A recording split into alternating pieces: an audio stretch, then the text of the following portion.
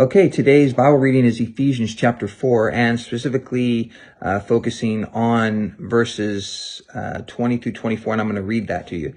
But you have not so learned Christ, if indeed you have heard him and have been taught by him as the truth is in Jesus, that you put off concerning your former conduct the old man, which grows corrupt according to the deceitful lusts, and be renewed by the Spirit of your mind, and that you put on the new man, which was created according to God in true righteousness and holiness.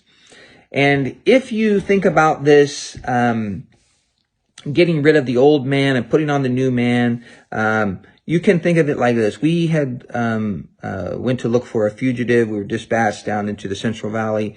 Murder suspect, doing a life sentence, escaped out of the back of a van. It took us 28 hours, finally located him in a field, still wearing the same orange jumpsuit that he had escaped in. And what Paul is saying is, hey, you are free now. You're no longer incarcerated, and you need to put on some new clothing, right? This guy should have put on some new clothing, granted. But it's this change, it's this transition. We accept Christ in our lives, and then we still look the same. We still act the same. We still kind of involved in the same things. And he's saying you need to put on some new clothing, you need to look differently as a Christian, because we're close to the vine.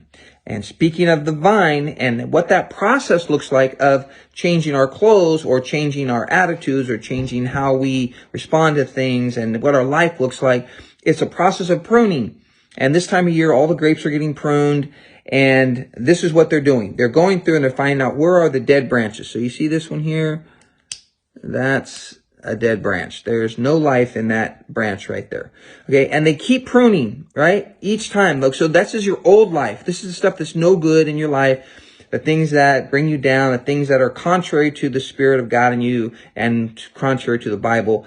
These things have to be continually pruned, right? And you keep pruning, sometimes little by little. You take the dead stuff off. Then you start cutting stuff back that looks like this.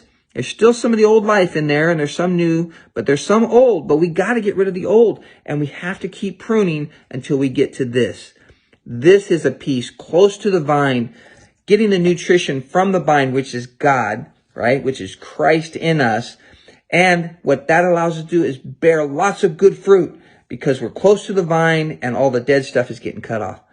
Have a great day. Love you guys.